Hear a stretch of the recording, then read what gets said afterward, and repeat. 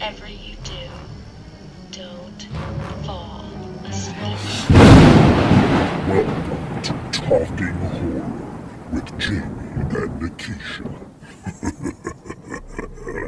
Hi, I'm Jamie. And I'm Nikisha, and this is Talking Horror with Jamie, And Nikisha. where we share our love for spooky things and talk horror through the lens of human behavior.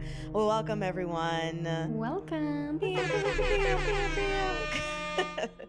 So today is going to be a fun day, as it always is. I know I always say that, but it's always fun.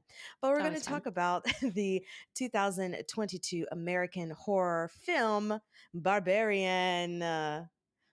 Or as some of the deep divers have said, an anagram for Airbnb, which I thought that was I mean, that was cool. The director said he did not think about that at all, but people do their research and they reach deep. Okay. Beautiful. So this movie was written and directed by Zach Krager, and it stars Georgina Campbell, Bill Skarsgård, our favorite Pennywise, and Justin Long, which honestly, when I watched this, I forgot that Justin Long was even in this movie. Me didn't even know he was in it till we saw. I didn't hear anything that he was in this, or maybe I did and I completely forgot. But was shocked. Yeah, I feel like in the trailer there might have been a split second of his face in the cave, but other than that, it just totally. I mean, we're all thinking of Bill Skarsgård, or at least I was thinking about him. So, any other guy in this? Who was it? Because Bill, we love him. So, obviously, heavy spoilers for the movie Barbarian. If you have not seen it, it is relatively new. So, get out to the movie theaters and support your movies. Literally, you have to watch this movie before you listen to this. Yes. Go in without being spoiled. Please. Or else. Oh. Or else Jamie has some strong words for you. So please. Strong.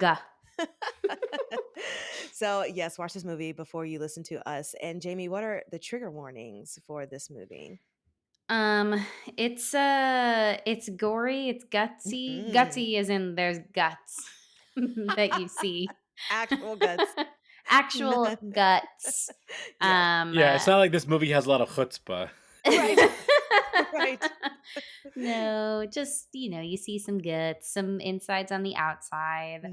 There are a lot of references to sexual assault and kidnapping and rape and just all of that attacking of women.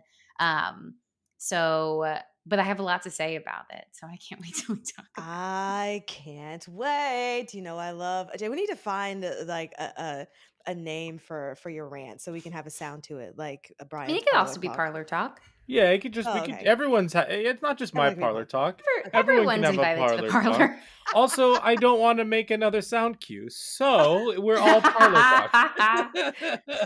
Beautiful. Not everybody's invited to parlor talk. That got me, Jamie. That was perfect.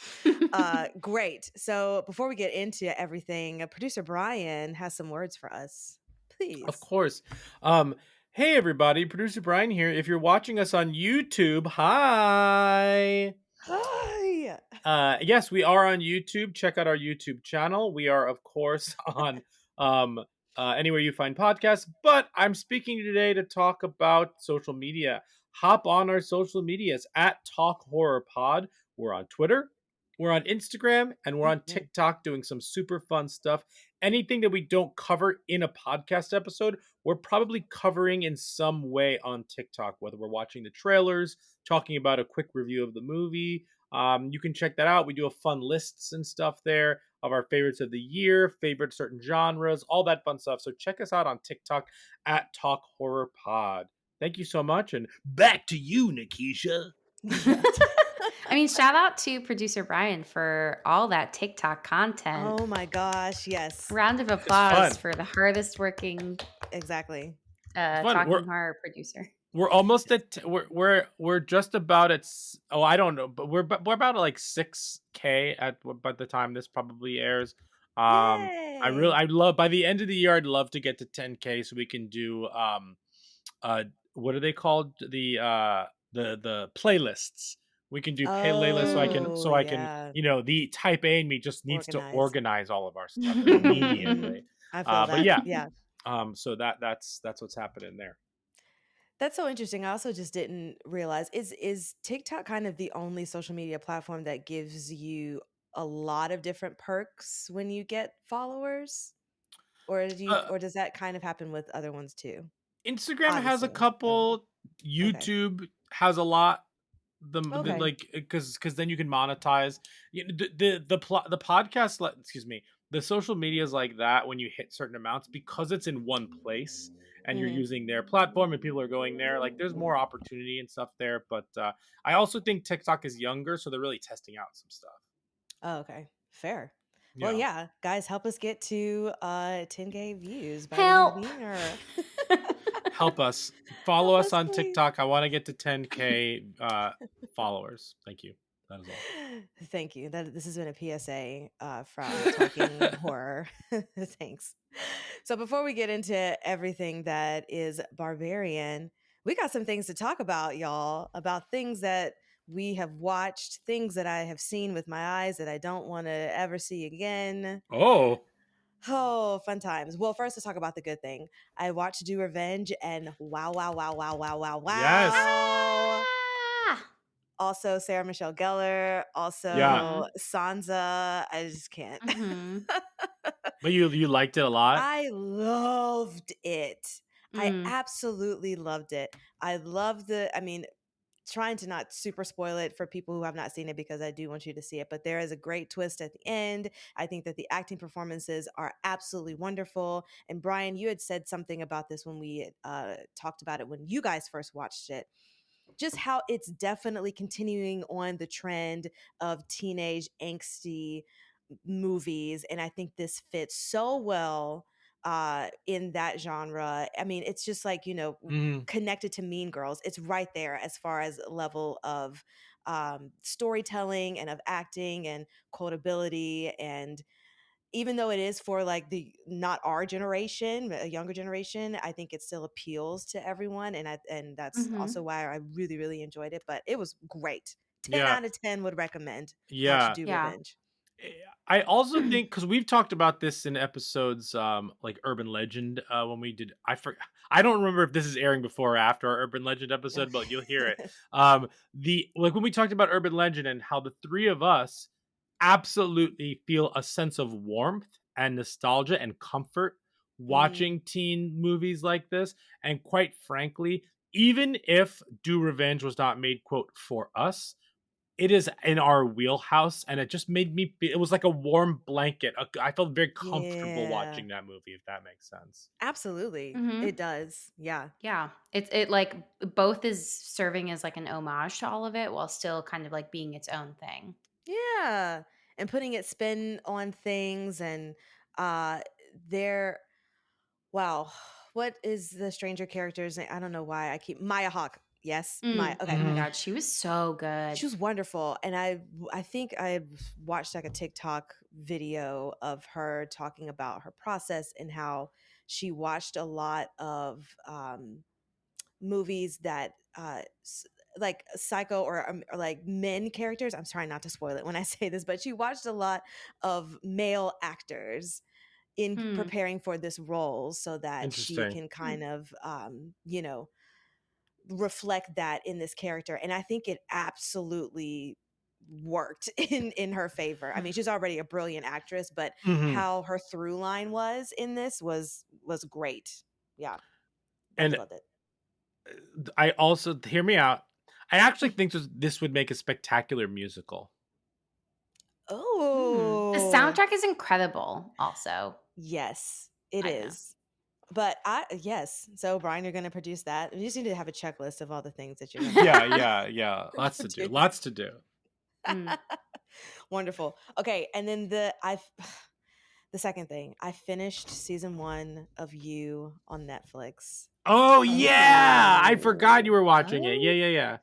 I can't do Indeed. it, guys. I can't. And it's nothing against the actors and I mean, they were wonderful, and I absolutely understand why people gravitate towards this show and why people would want to continue to watch this show.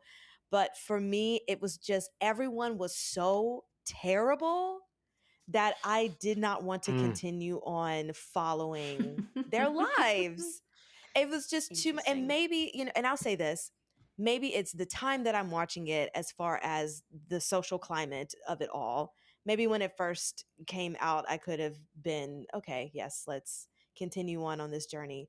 But I just have to say, I mean, season 3 is well, what, season 4 is about to come out, I think. Yeah, they just released a trailer Yeah. for it. It's coming out in like 2 parts. Oh, wow. Well, okay, so spoiler for season 1, because the minute that he actually killed Beck, I was out. I said that she's went through all of this stuff, even though she made the dumbest decisions ever, and I also think she's a terrible person. The fact that he actually ended up killing her in the end, just I couldn't do it. It's not for me. No, thank you. So you're stopping. You're done. I have to stop. Yes. Yeah. But I'm glad I watched it. Again, I absolutely can understand why people watch the show and why they would want to continue to watch the show, especially after the cliffhanger in season 1, because I do want to know what happens. But I might pull a Jamie and just read on Wikipedia what happens Mm. just to get We through the support rest of the this. story. But I can't watch this man just get away with literal murder. It made my blood boil so bad. Sure. But that is it. So, have you guys watched anything? We've been watching the 101. So we're continuing along with the 101 like best horror scenes for movies or whatever it is on Shudder. Nice. We're digging that. Although it's very funny. Some of them they're like this specific scene is the scene, and other ones are just like the whole movie is scary. It's very weird. Oh. Yeah, it's confusing. They're not always. Huh. I mean, it doesn't seem like they're always highlighting a particular scene, but I Yeah. don't know. I'm still like happy with just like the content. Yeah, That's fair. There's that's super a thing fun. on. Oh, sorry. Go ahead. I was just saying it's super fun. Oh, okay. Well, it's similar to that on Hulu, and this probably came out like years ago, but now it's on Hulu. It's a History Channel show called Haunted History, and it just talks about like I think there's about 10 episodes, and it just talks about different spooky things that have happened in America in general, like following the Manson murders or like the Salem witch trials is an episode. And there's one episode about a haunted box that gets passed around that dates back to like the Nazis. And it's just Like, really. is it like a Dybbuk box? Yes. Yes. Wait, is Where- this the Post Malone thing? No. I don't, Wait, I don't okay. know. I just heard this from someone that and I didn't do any research into this, so Okay. I don't know. I'm just passing along information. But Mhm. apparently Post Malone, like the rapper, like touched a Dybbuk box and then a bunch of really terrible things happened to him. Like his house caught on fire or burned down. Like a series of terrible things happened. Yeah. After okay, I just googled him and apparently he's in the hospital with a stabbing pain. I'm sure they're What? all going to Oh say yeah, that he it's because fell he on. No, touched he his- fell on stage. Didn't you see that on Oh, TikTok? wow. He like tripped and fell on No. stage, probably because he touched a Dybbuk box. Yeah. Well, I mean, that sounds about the stabbing part. The feeling sounds about right because that's what all of the people said. But you know, when they do like the interviews and stuff, I mean, this feels like it was early aughts that they had this episode. Sure. But they said that it dated all the way back to like Nazi times, or somebody had the box and they did like a fun seance because the war was happening and they needed something to do, and so they did a seance around and they got the spirit and then put it in the box. But then it was just weird because then they were saying that they caused like the Holocaust and all this stuff, and I was like, this is really reaching very far to but yeah, it was really wild, but interesting to just kind of watch as a thing for spooky Don't season. touch a Dybbuk box. Oh, I realized he had a car accident and a house break-in. That's what happened after he Yikes. touched this box.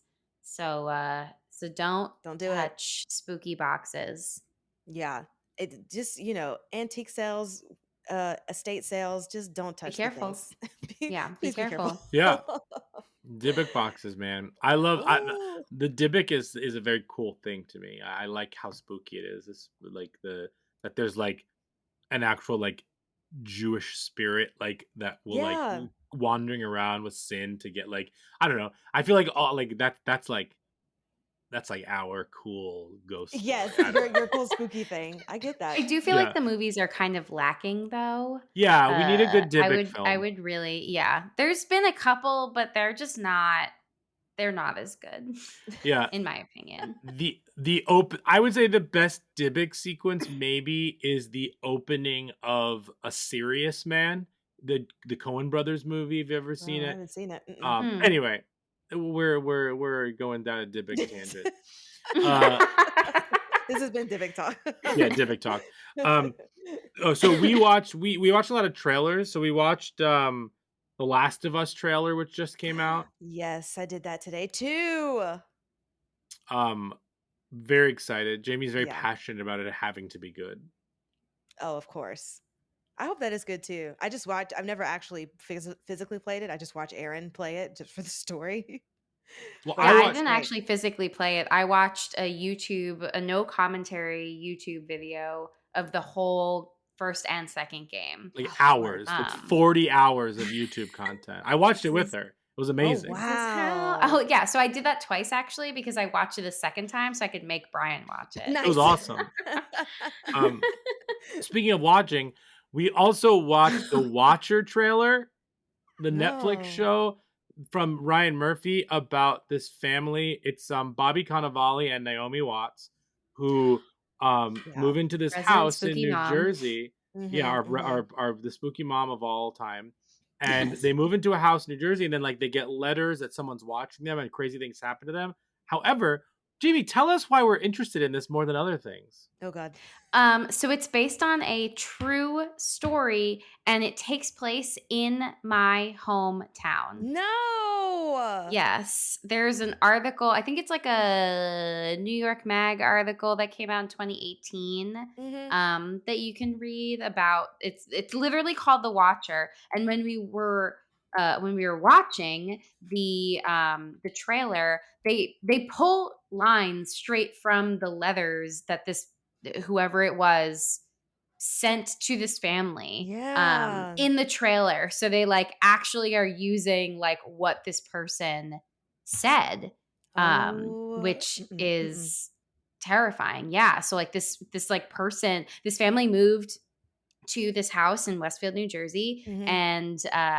and they started to get these letters, and it says it like some of the letters say, this house has been the subject of my family for decades. I've been Mm. in charge of watching and waiting for its second coming. Do you know what lies within the What? walls? Why are you here? I will find out. Another one said, "Do you need to fill the house with young blood?" I requested.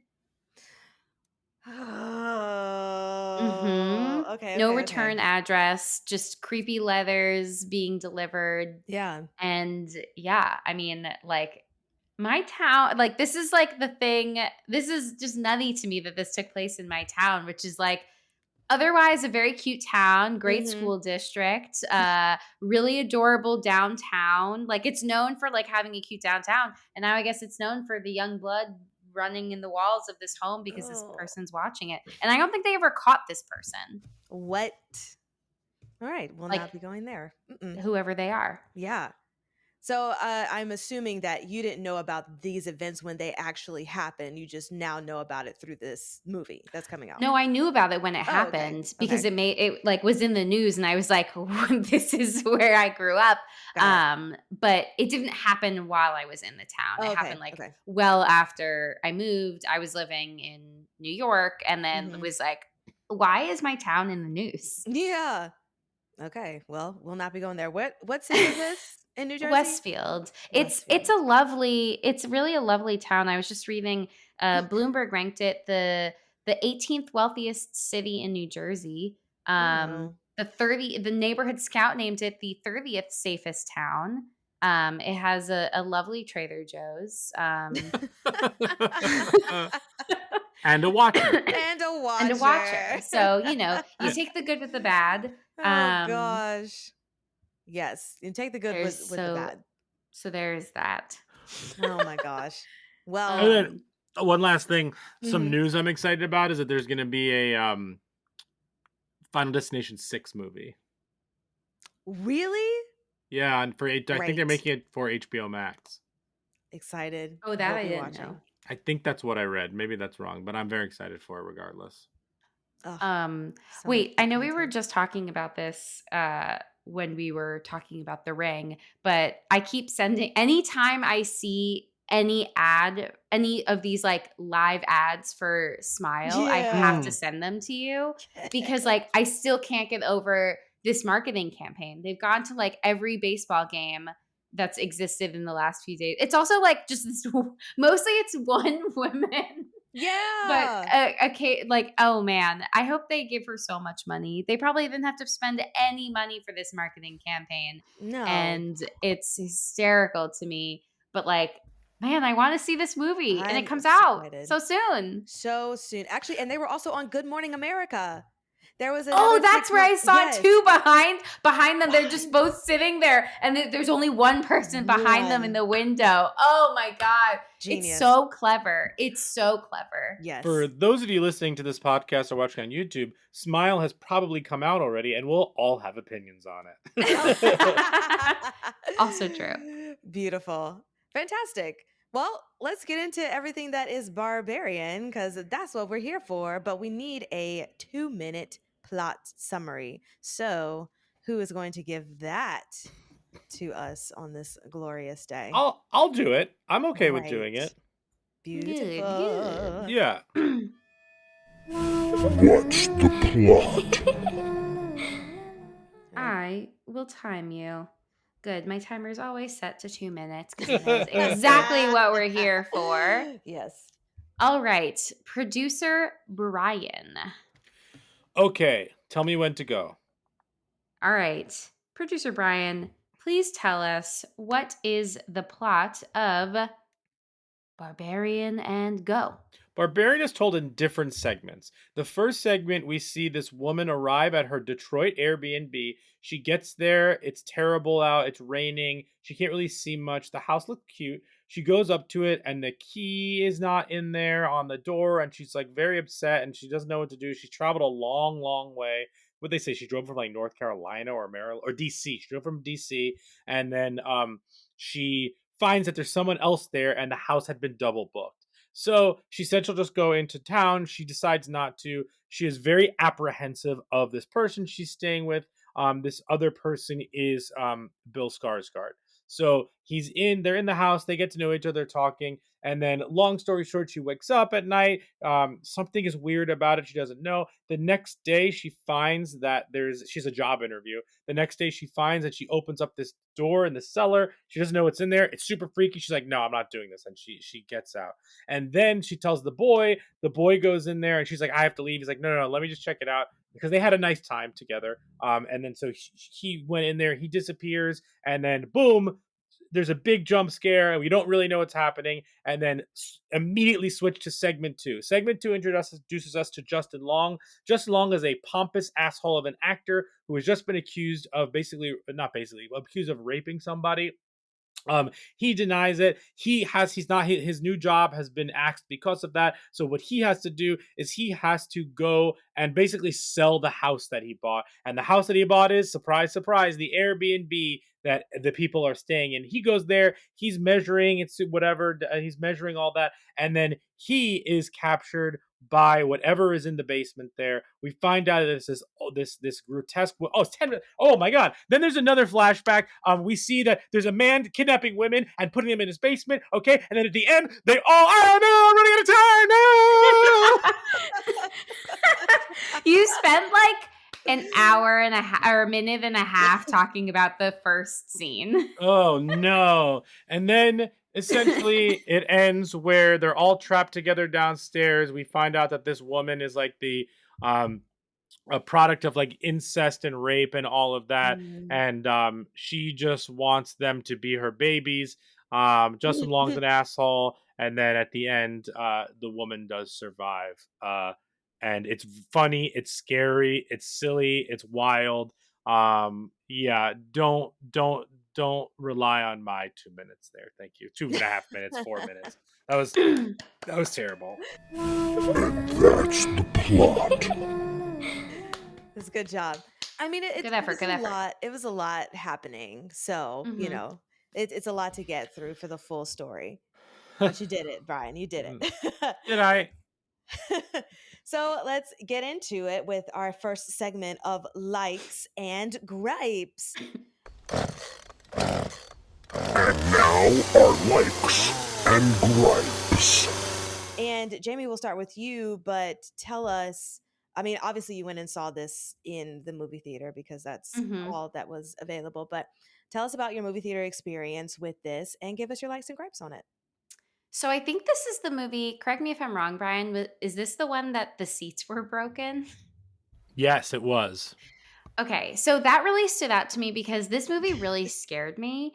And because, and now I feel so bougie saying this, but like the theater that we go to has like adjustable seats. So you can like move back and adjust your legs and stuff, but the seat was broken. And like it's a comfy chair, but I felt like I was trapped because I couldn't like position my body away from the screen. And so I just felt super vulnerable, even though I was still like far away from the screen. I was like we were sitting in like the last row. But for some reason, because like the seat couldn't move, I was so tense and scared watching this movie and just felt like I was like hiding in my own body because I couldn't like get farther away from what was happening. Yeah. So we're never sitting in those seats ever again, especially seeing a horror movie.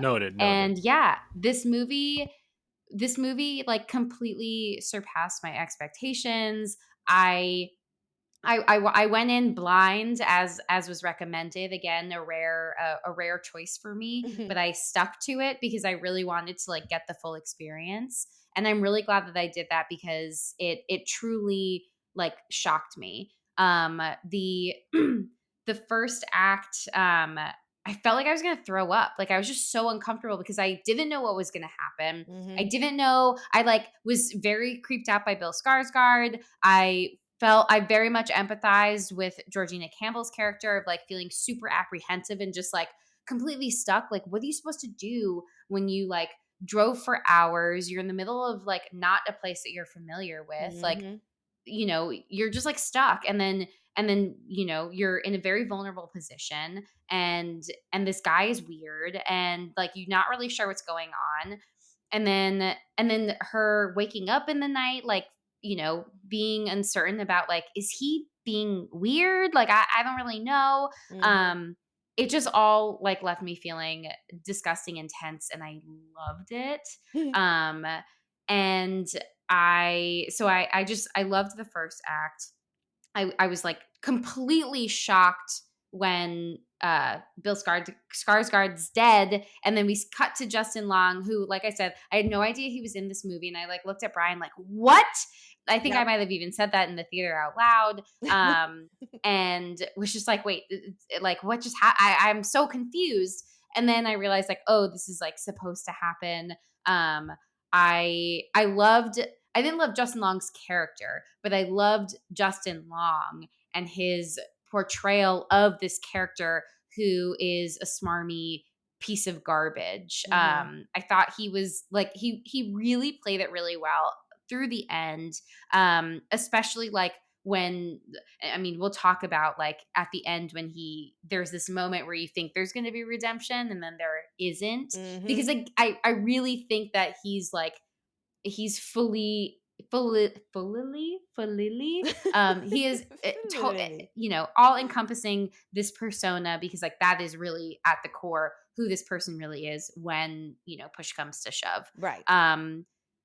My greatest like of this movie is, despite this being a movie that is very thematic around sexual assault, rape, just like, again, violence against women, there is not a single scene that we have to witness violence against women. Like, huge round of applause to this writer and director, who, by the way, is a man. And not saying that men can't make movies that don't feature sexual assault, but it just surprised me because it's just such a stereotypical horror trope that to be totally honest, I'm totally fine if I never have to see it again in another horror movie. I don't need any more violence against women. I don't need to see it. Like, the fact that they allude to it so many times makes it scary in and of itself. The whole first act of this movie really encompasses what it's like to be a woman, just navigating interactions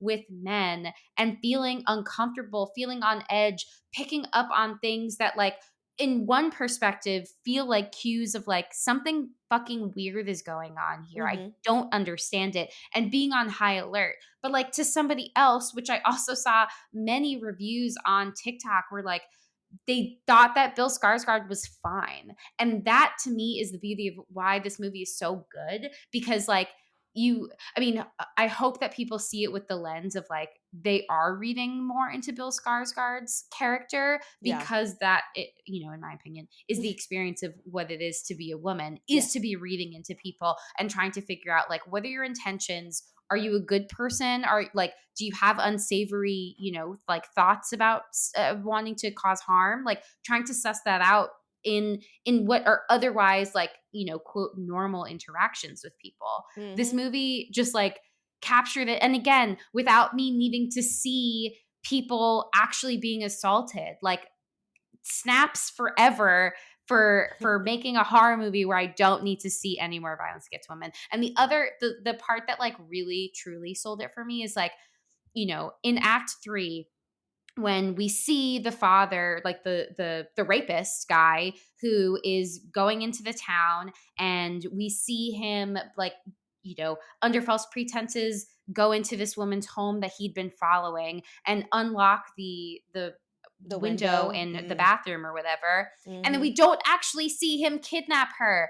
I was like, you don't even need to. You just get the idea of it implanted into your brain, and that is scary enough. The fact that we see Justin Long reacting to a video that he sees that we don't have to watch.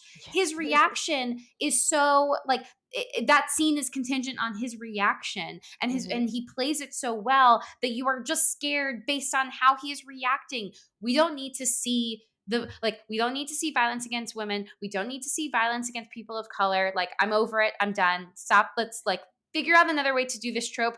For me, this is a super effective way to do this trope, and I loved it. And thank you for coming to Parlor Talk. Yes, that has been Parlor Talk. Come, sit, have a drink. It's Parlor Talk. Beautiful. Well, yeah, Jamie, I'll just piggyback off of some of the things that you have said. So I watched this with a couple of my Hamel castmates, and Humble brag. Humble brag. And it was a mix of people who love horror and people who just like going to the movies just for a movie experience, but they're not super into horror. So it was a good variety of people that I got to experience the movie with. And I say that because that definitely helped with how I was watching the movie. I mean, we had like a screamer there who was literally yelling at, everything that was happening because she was so terrified at the things. A screamer. I love that. Screamer. Yes. And then we had other people in the group who thought, what is this? I have no idea what is going on, who didn't like it as much. And so we also had good discussions of how they felt about everything, which led me down not a rabbit hole, but just a few videos of Zach Krieger talking about the character. And one of the things that he said that will be alike in my likes and gripes is the fact that he initially wanted to create a horror movie that was fun and funny and just gives you the horror that it needs, and then lightly sprinkle in some form of commentary wherever wherever the audience might find it, or whether it was intentional or not, or whatever the case may be. So I appreciate that, because when I initially watched it, now we're all in the higher level thinking of horror. So we're always thinking about, well, what is the commentary? What is this talking about? And one of the things that rang in my brain watching this was the lead character, Tess, as a Black woman, and everything that she was doing to try to save other people. And it just made me so mad on the inside because she Mhm. had so many opportunities to just go and be safe and free, but she, is is a nice person. She wants to help people, and that's good. It's good humanity. It's good to help other people. In our social climate, though, I was like, oh my god, just please escape, just get out of there, because I don't want you to die, because this movie is already all over the place and I don't know what's going to happen, and I just need you to survive. And I will say, alike is that she did survive despite everything that was thrown at her. Another thing that the director talked about was that he wanted to create a character that made the same decisions as him. So the taking of the license picture on her phone when she walks in, and that whole which I thought was a brilliant scene of her not taking the tea, and then when she comes like out of the bathroom and he has the wine, and Bill hasn't opened up the wine yet, and he gives this awkward speech, but I thought it was just so brilliantly acted.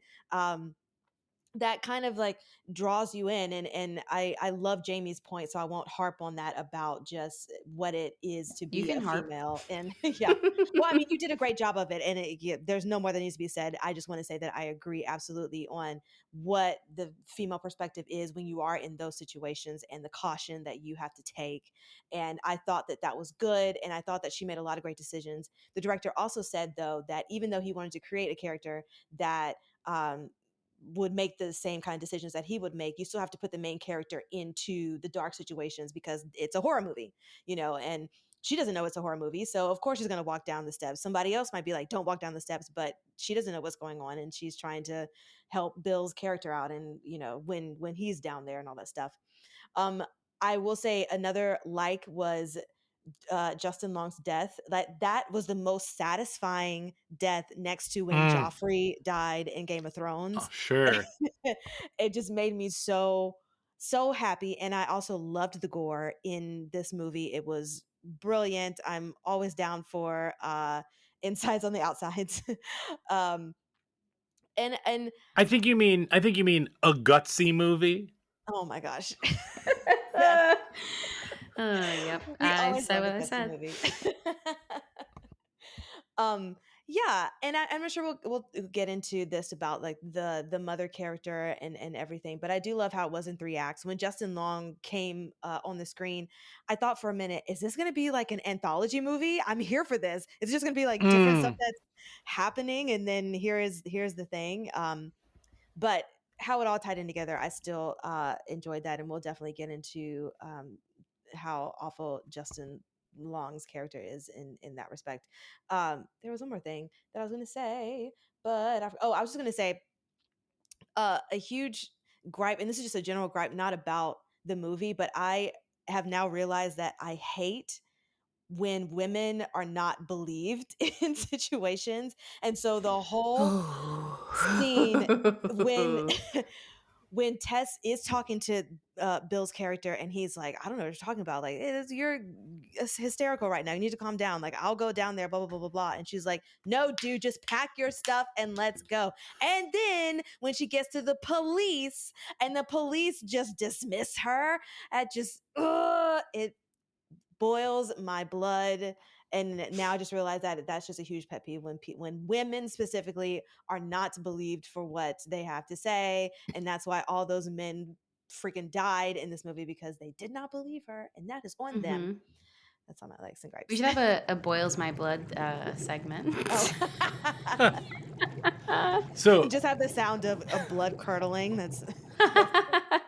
um, I guess my question for you, Nikisha, is Mhm. one: what made you angrier, the Bill Skarsgård part or the police part? We'll start with that.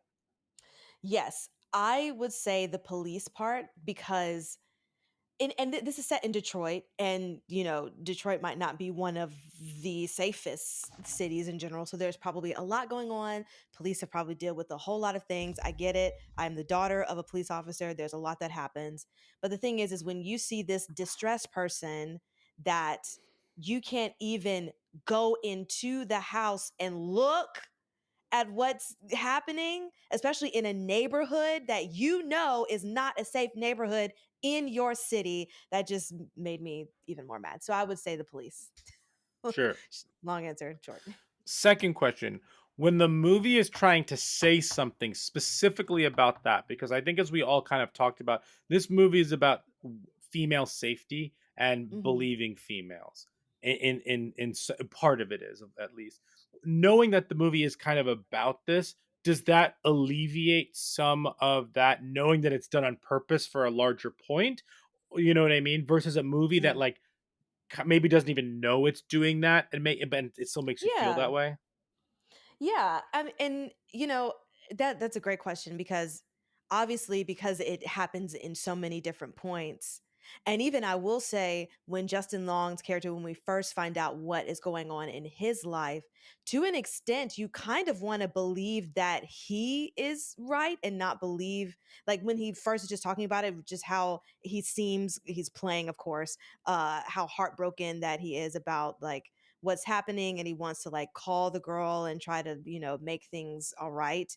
But then The you cringe I realize, cringed when he does call her, I was yes, like, "Oh my god, I can't," like, I that made me wildly uncomfortable. absolutely. But it's just like, and that's the thing. I think it's also just a testament to Justin Long as a performer, because he always is in these like happy-go-lucky roles anyway. And so to see him like driving in the car and talking about it and hearing like, oh, she's saying like this about me, you kind of want to be like, oh, is this true? And then you're like, oh wait, no, he is an asshole. No, believe women always, always, always. But Sure. the fact, I think those two sides of it, in addition to Tess dealing with the police and Bill, I do like that they give commentary on it. Again, that is just a pet peeve of mine watching that happen. Mm-hmm. Not to say that I didn't want it to happen in the movie, or that it didn't need to happen in the movie. Commentary on it is commentary on it, and that's great that it's Sure. out there. I just hate watching it. Yeah, yeah, totally. Yeah, that's all. But great. Makes Brian, sense. your likes and gripes? Sure. Um, this is my favorite horror movie of the year. I think this is a masterpiece. I loved this movie. I love this movie because it is scary. It is hilarious. It is spooky and silly. It's giving us everything that I want from a horror movie, in addition to like saying something substantial in fascinating ways. Mm, So to me, this movie, as I mentioned, is about like female safety and the perspective of people surrounding that. And so the opening sequence, as you've both mentioned, is just absolutely wonderful, because you really, depending on what perspective you're watching it, like you really are scared for her. Like, what is she going through? Like, that's the actual like fear in this, is like, why is she making this decision? Like, it's scary, because symbolic of that is that when she doesn't feel threatened, the environment that she's in, that neighborhood, looks totally safe. The mm-hmm. second that she feels some sort of distress and doesn't really know what's going on, she looks around in the daylight, and then all she realizes she's in like like a dilapidated neighborhood. Like Yeah. these are these little like environmental pieces. Another, like, the only scene without tension in this movie is the conversation that she has with the documentarian in her interview. So the only scene in this movie where it's really two women who, two um you know women who can converse and actually like be present in some ways, was the Yeah. only tense free scene. And then at the end of that scene, the documentarian's like, whoa, like she's trying to look out for her. Like, you should not be in that neighborhood. Like, that is really bad, especially for like us, and probably more for you. Like, Mm-hmm. that was fascinating. I love that. I love that the twist on the title. You go in thinking Barbarian is about the thing in the basement, the woman in the basement, but really it's about the men in this movie, and I love that. Yeah. I love the drastic tone shifts, especially because of how they compare and contrast people's perspective. You have that opening sequence when she is in this terrifying situation. We learn later that Bill Skarsgård is just an awkward guy, and he's actually trying to do good, like not opening the wine, making to try her feel safe. but because he's so awkward and weird about it and not smooth, it comes off as like, okay, what is actually happening here? And I love that, because then when Justin Long gets, so she's in the basement, super freaked out, like slowly walking down the hallway. She finds this weird room.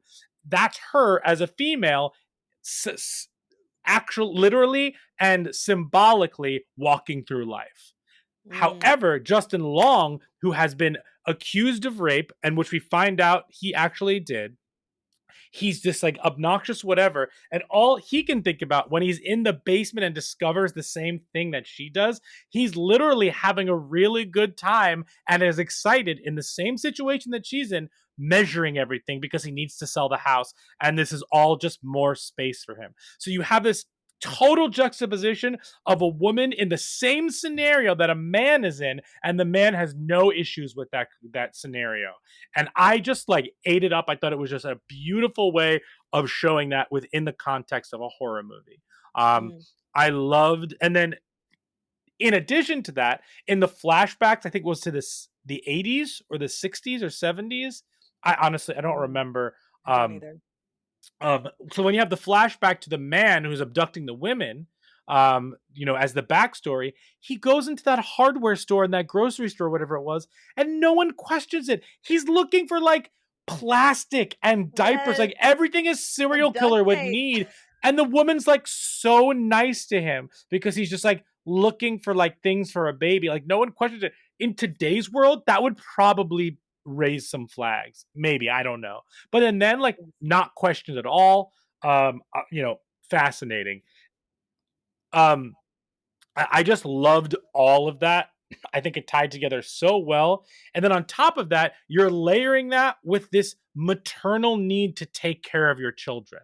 So like this poor woman, this quote barbarian, is has been trapped down there, kind of with free reign, but trapped down there. She's the product of incest and rape and like all these like continual genes crossing over with each other, and all she wants to do is take care of her babies.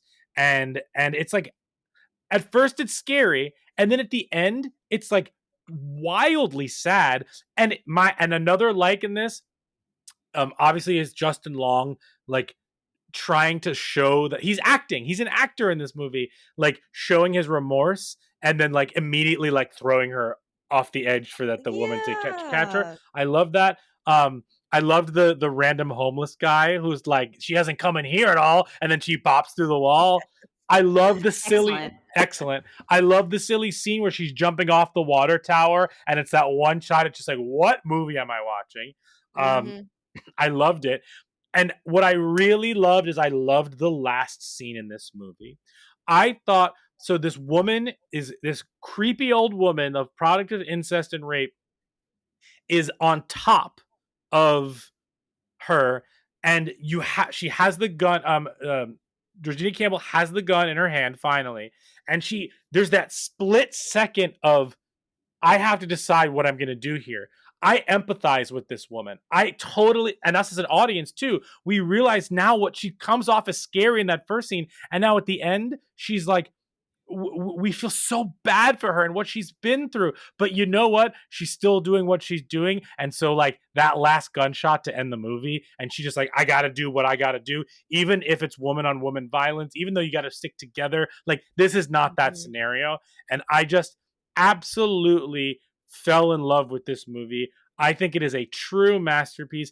This is what I love in horror. I love when you're doing something spooky and scary and it's reflecting something in our personal lives, in our lives. And I feel like I got a better insight into what it's like to be a female in those situations, or if only because of that opening sequence, and then seeing how Justin Long went through everything a lot easier than Georgina Campbell in that first scene is just like, first sequence, I should say, is just like truly spectacular.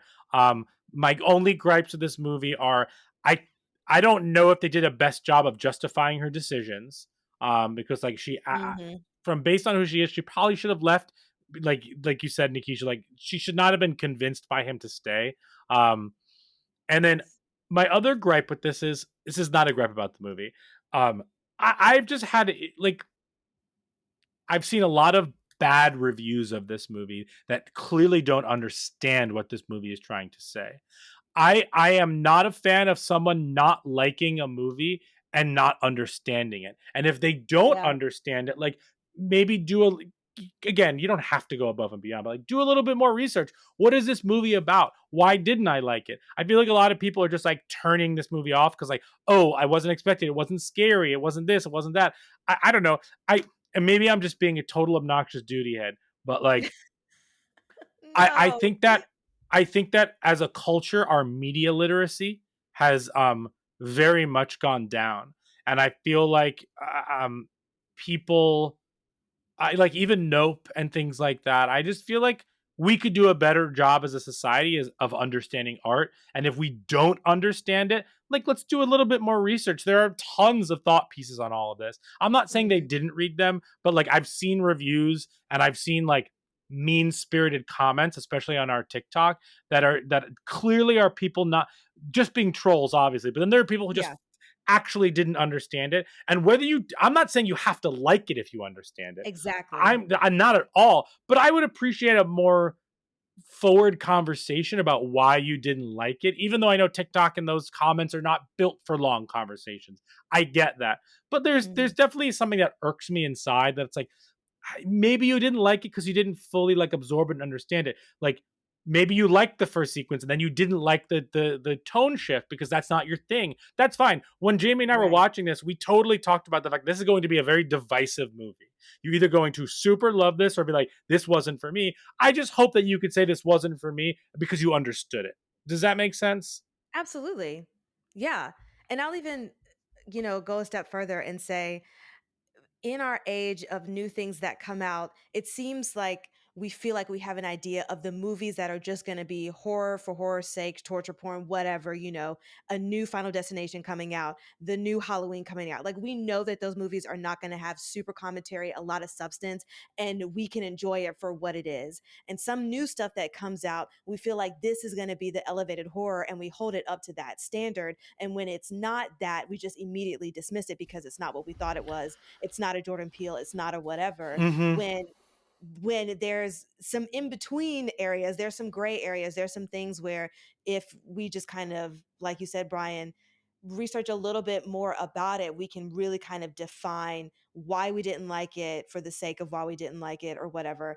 And I guess it's also too not just you can absolutely say you don't like something and not give a reason for it. Great, that's fine. It's not your Totally. cup of tea.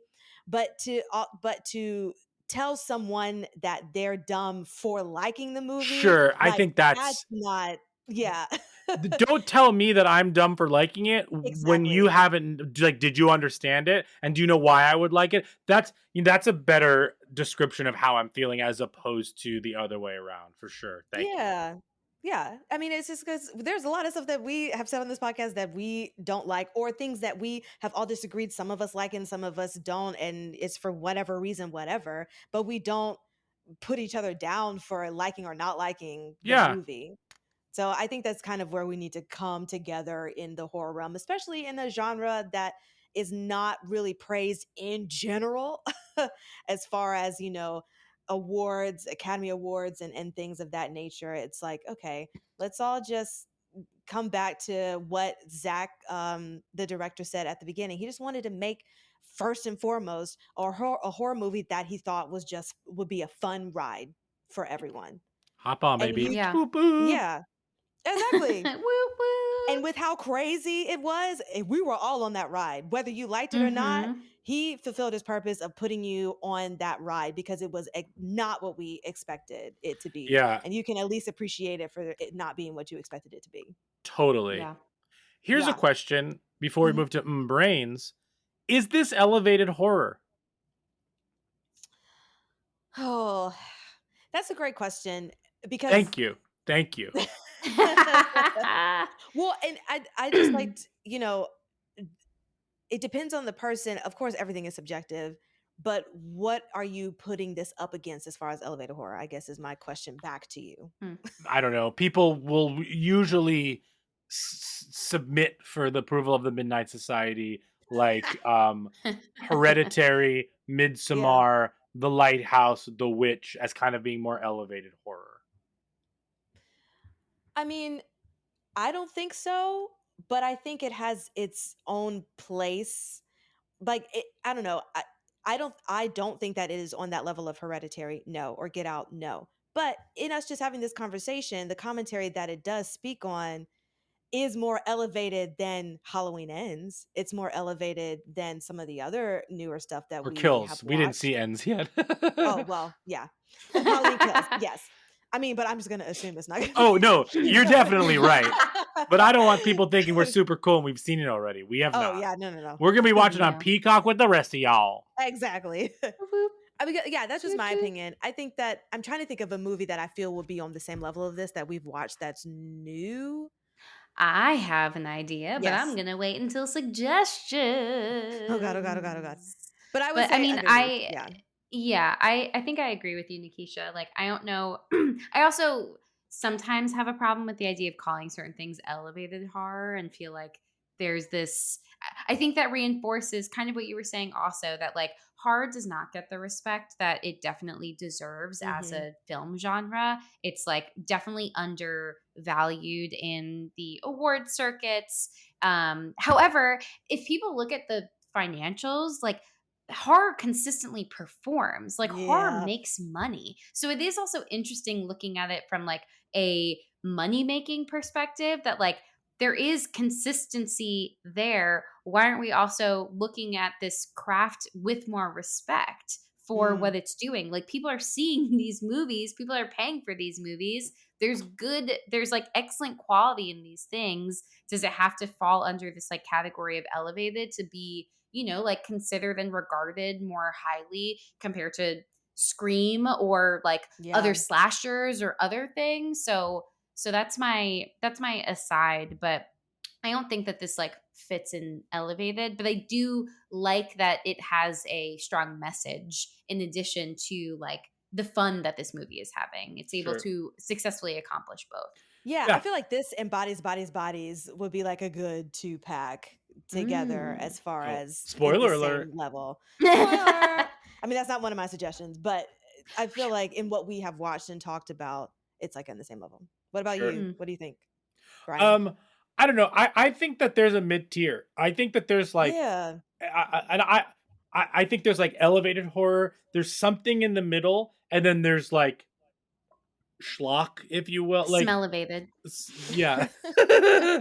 And I don't think that these are tiered in terms of like this is the best, this is not, this is the bottom. Like I don't see the tiers at all. I see them more as just categories.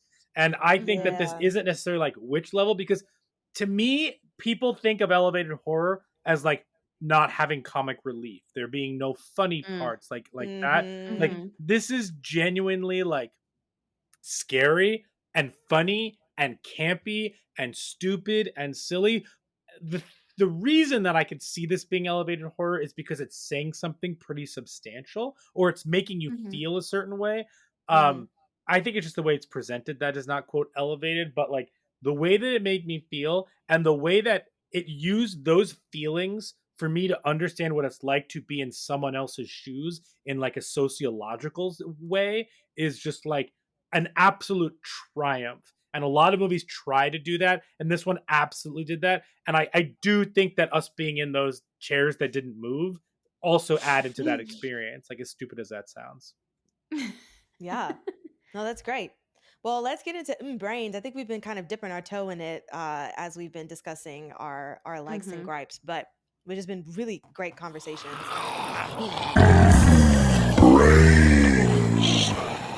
But let's just kind of talk about Justin Long's character in general.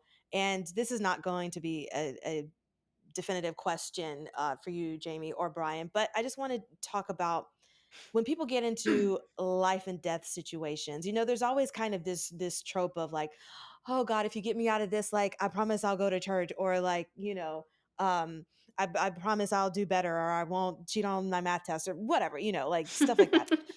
And uh this in Justin Long's character, you kind of see that aspect of, oh my God, I'm in this survival life or death situation, and if I get out of this, like I need to change my ways and whatever. Mm. And then when he gets out of the situation, he literally throws somebody under the bus Yep. so that he can fully survive and continue on. And I guess there's no like lesson learned in this, which is unsettling, but great, because in horror is unsettling. And I think it's great that he did not learn a lesson. He just died because he's a terrible person. Anyway, Mhm.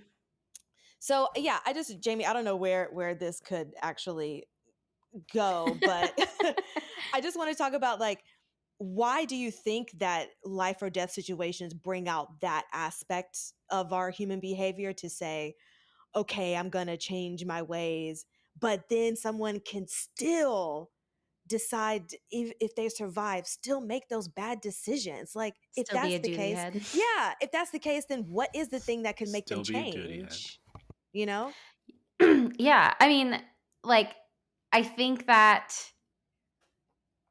uh, I think there's a difference between like external versus internal desire to change. Okay. Like, just as an example, like, you know, the pressure that he's feeling to change isn't coming from like who he is as a person. It's coming from like there's an external threat.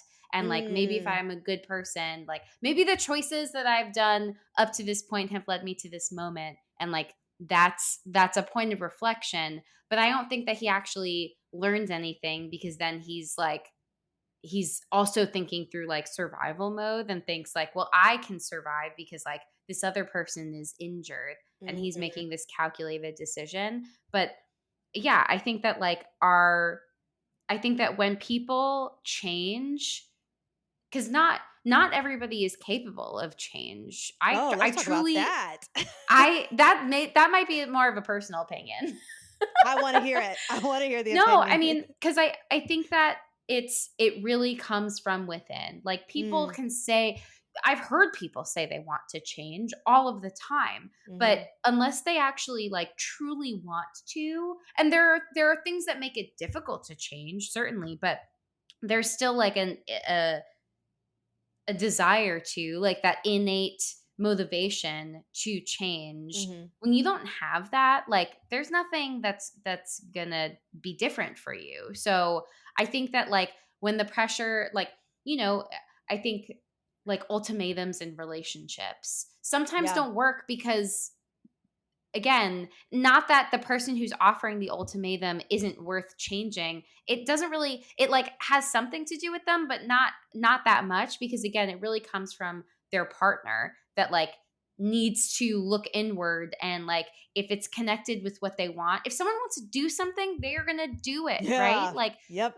I think that's an important thing to remember too, that like we can set people up for success. We can give them all of the access to resources to Yeah. make good, quote, good decisions, and they can still choose whatever they want because it comes from within. So I think that, like, unless, even in this movie where like there's several things that Justin Long's character is faced with that could be come to Jesus moments, there, Mhm. it's like right in his face. He sees some dude's arm ripped off in front of his face. He's unfortunately suckling the teat of this weird old lady.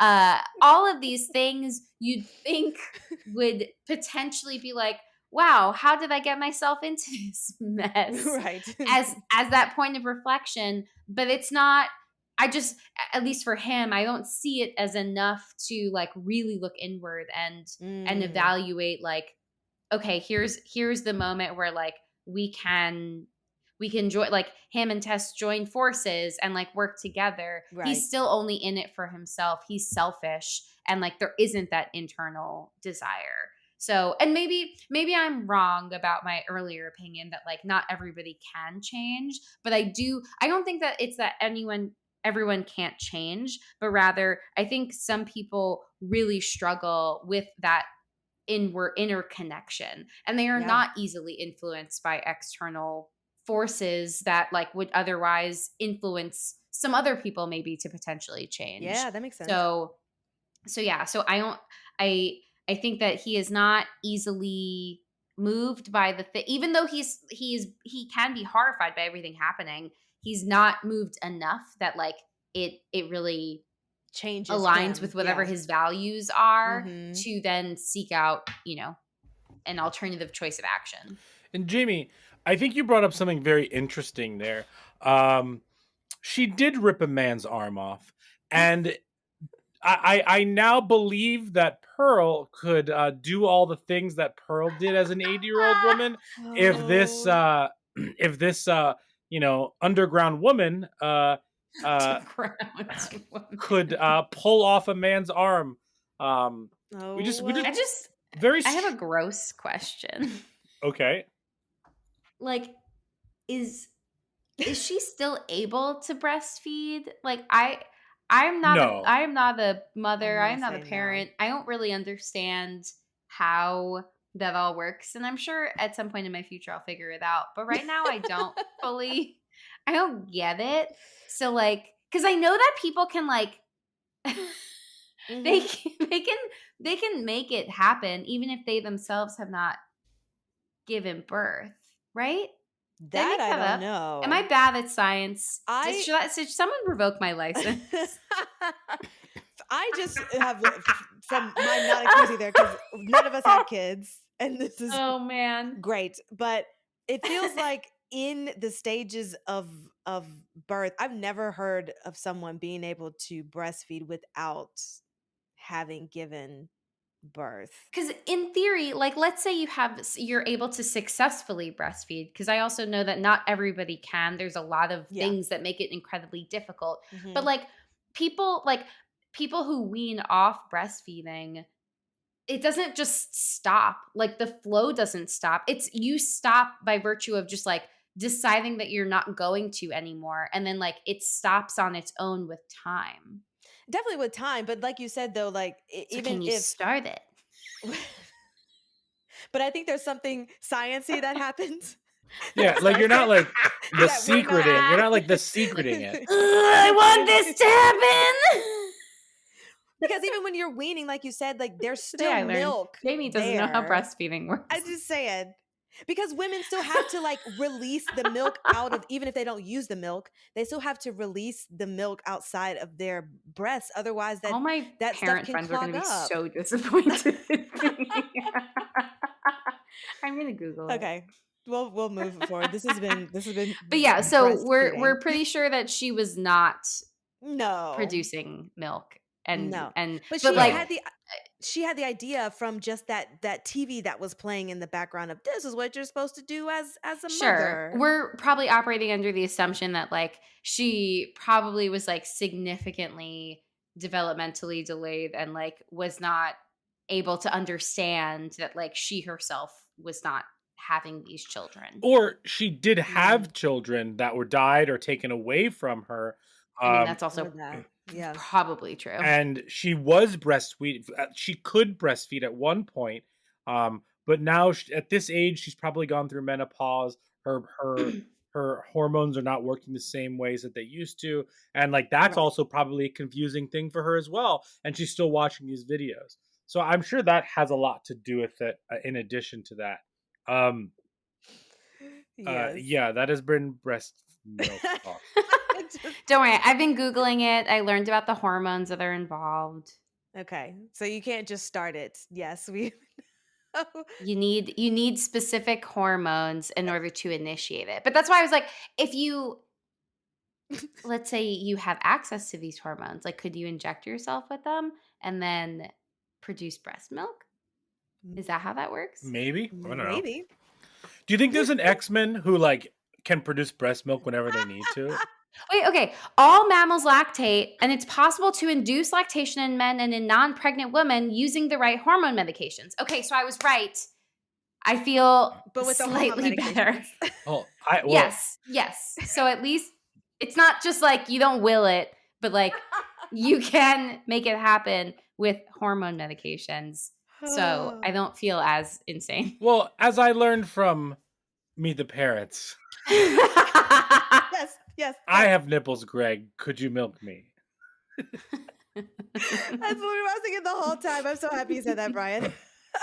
Wait, I do have a serious Green Brains question. Yes. So when Justin Okay, yeah. Let's Long, pretend like we never talked about yeah, this. forget about that. When Justin Long is in the basement and he finds the man. Oh, here's another thing I liked about the movie. Justin Long immediately thinks that the man is being held captive by the woman. He never for 1 second thinks that the man is actually the barbarian and the mastermind behind all this horrible stuff. Another way that we like just initially trust men and all of a sudden women are the evil ones because for whatever reason he ran into her first. That's how his brain works. He's crazy misogynist. But I thought that was fascinating. But my question to you is, when the man was reaching to the nightstand, I actually thought he was reaching towards the bell string for a little bit, but then Me he too. wanted the gun.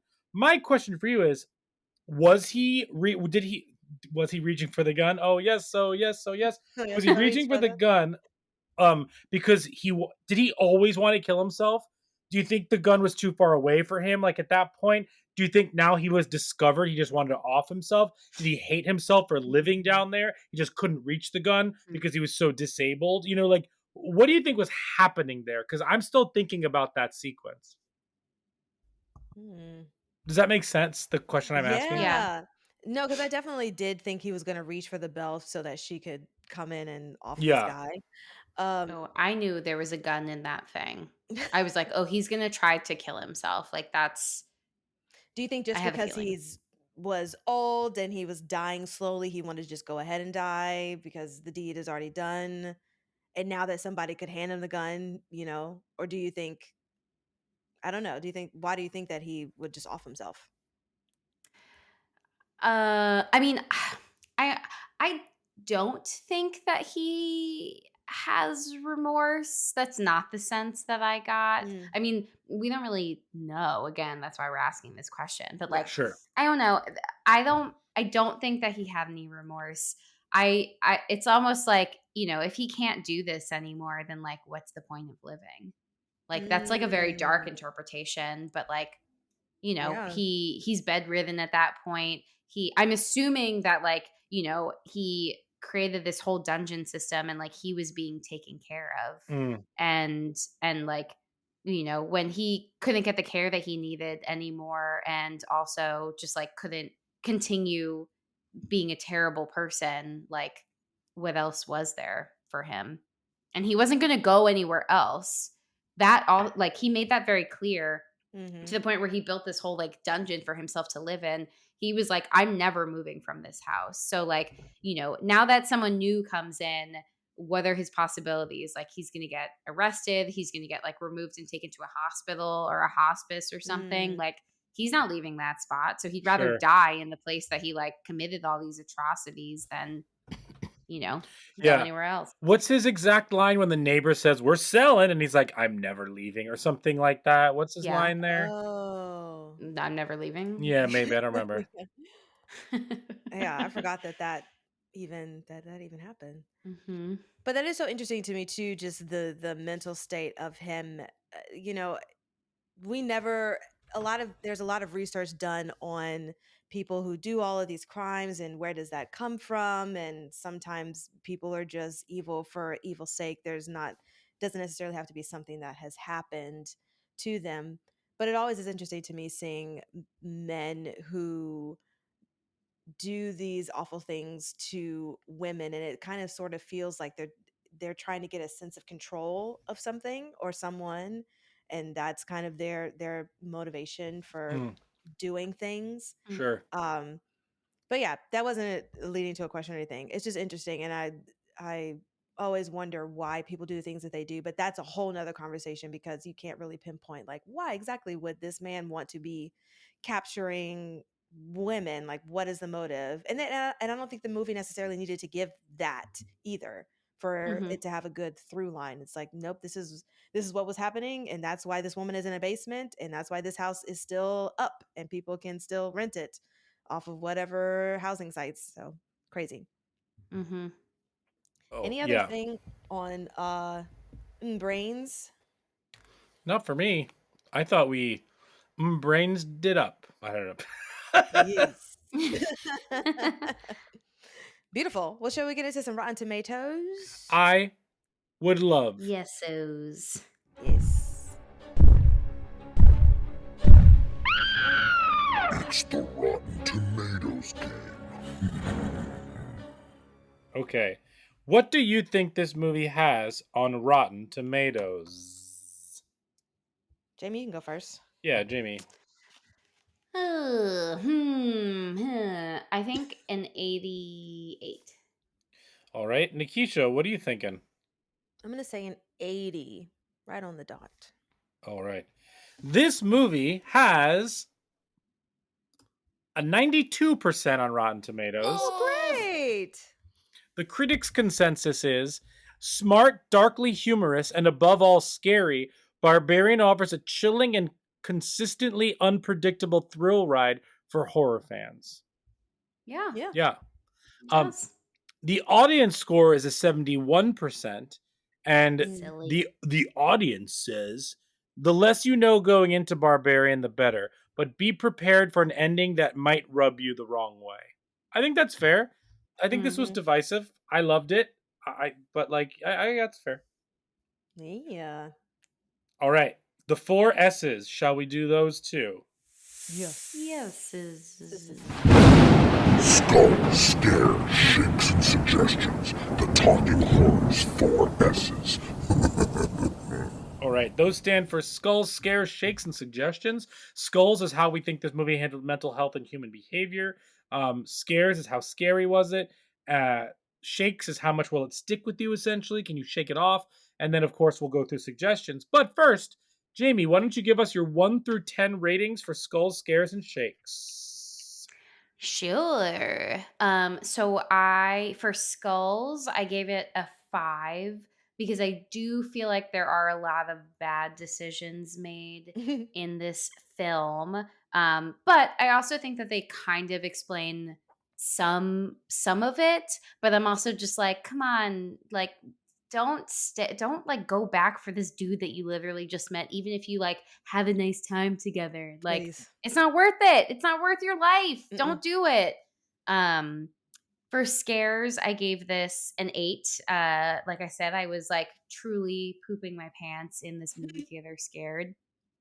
For shakes, I'm also giving it an 8 because I haven't stopped thinking about it. This movie was so good. I'm recommending it to everybody, and it's definitely in my top 10, top 5. Like it's gonna be up there for a while. Nice. Nikisha. Skulls, I'm going to give this a 6. Again, just based on the conversations that we have had about it on the commentary, which I think was a really good conversation. That I think other people should listen to us talk about this so they can, gather some more information for their opinions on this movie. Scares, I'm going to give it a 5 for the gore. I really liked the gore, but it wasn't super jumpy for me. Maybe I needed those bad seats like y'all had. And shakes, I'm going to give it a 6 as well. I enjoyed it. I don't think I'm either way with like the extremes of hating it or loving it, but I would definitely watch it a second time for sure. So Cool. Skulls, I gave it a 7 because I just thought of how it, not even the characters, but just presented the way that, and it just made me feel the way that they were feeling was awesome. Scares, I'll give this a 7, even just for that sequence at the end of part 1, we'll call it, was just like spectacular. And then and then shakes, I'm giving this a 9. I really loved this movie. This is an all-timer for me. I just maybe it's because I had a great experience. I just didn't know what was going to happen next. I was literally on the edge of my seat trying to get comfortable. Like it was just like it was really great. All right, suggestions. Jamie, why don't you start us off? Sure. So the movie that other people had said this was like very similar to, that I kind of, not exactly the same, but like a similar vibe, Malignant, as like another recent horror movie that kind of had like a oh shit, what the fuck is going on moment. Yeah, I feel like Malignant is a good comparable one. Another HBO one. Gabriel. Oh, Gabriel. Gabriel. We'll never stop thinking about Gabriel. Never. That's another movie that I will recommend to anybody who hasn't seen it. Yes. Another one that also makes you think one thing and then totally flips the script at the end, and you don't need to watch the sequel because they undo all of it, is The Boy. Wow, wow, wow. We love The Boy. We love Brahms. But I think that as a triple pack, this is a really solid grouping of very tense. You think this is what's happening, and then bam, boom, Brahms, Gabriel, and mommy dearest. I don't know what her name. The mother. Yes, mommy dearest. This is Mama. Yeah, this is a pro Brahms podcast. Absolutely. Yeah. Pro Brahms, The Boy 1. Yeah. Less The Boy 2. Nikisha. Beautiful. I'm cheating a little bit, and my suggestion is going to be what the director suggested in an interview I watched, that he said he kind of based his mood and theme on, that I haven't seen, but it's called Audition. Have y'all seen it? Ooh. But yeah, I'm spooky movie. There. I want to watch it. Icky movie. Very icky. Yeah, that's all I got. I'm suggesting His House. Okay. For two reasons. One, His House was my favorite movie from that year. This is my favorite movie from this year. And even more than that, I think something that these movies have in common is they really make you feel like you're in the position of the people in the movie. That sequence in His House when she is lost and she thinks she's found people like her because they're the same color, and then they still make fun of her because she's still different. That scene alone made me feel very similar to the opening sequence of this movie, where I feel like I'm in that person's spot in their shoes. So I'm going with His House. My two favorite movies from those respective years. Yeah, it's great. It's a good house. It's a good house. Full house, if you will. Yes. Grand. So I think that wraps up our episode of Barbarian. I was about to say His House. No. Whatever we watched.